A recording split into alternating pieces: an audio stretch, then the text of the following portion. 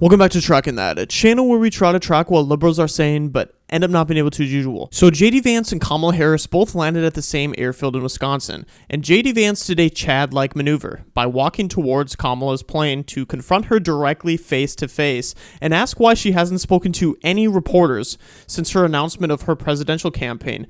What a total boss.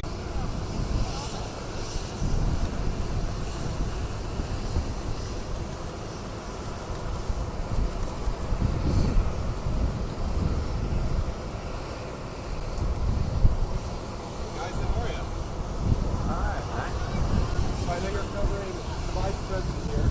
I figured I'd come by and one, just get a good look at the plane, because hopefully it's going to be my plane in a few months, but I also thought you guys might get lonely because the Vice President doesn't answer questions from reporters and hasn't for 17 days. Have they given you guys an explanation for why she won't take questions from reporters? No? Nobody?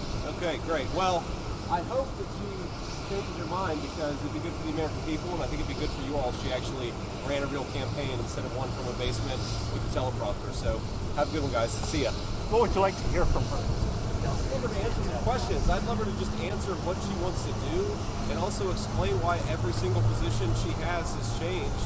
She pretends to be a prosecutor, yet she pretends to be a tough on crime prosecutor, and yet here she is wanting to defund the police. She's the border czar, yet she's opened up the American southern border. This is a person who has to answer the questions from the media, and it's disgraceful that she runs for you guys. It's also insulting for the American people. But anyway, we're going to go do our event. I appreciate you guys being here. I wish she paid you some more attention. See ya. Hopefully it's going to be my plane in a few months. I love that comment, but doesn't that make you appreciate him, how he can walk up to reporters and actually speak off the cuff? The fact that this is a major achievement for politicians now is very sad, because Kamala Harris has turned into Biden 2.0.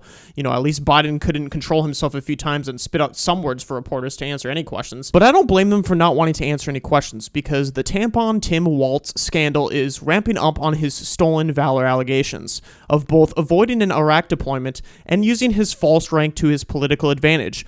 More on that in my previous video. So if I were them, I wouldn't want to answer any questions, because I wouldn't know how to defend Tim in this situation. But guys, it gets worse. Now a bunch of Green Beret soldiers are calling out Tim Walz for wearing a hat that has the Green Beret insignia on it. You can't make this stuff up, and before you go, oh, it's just a hat. Yeah, no one wears a hat that says Vietnam veteran if you haven't served in Vietnam. But let's hear what JD Vance, a real Iraq veteran, had to say. When the United States Marine Corps, when the United States of America asked me to go to Iraq to serve my country, I did it. I did what they asked me to do it, and I did it honorably, and I'm very proud of that service.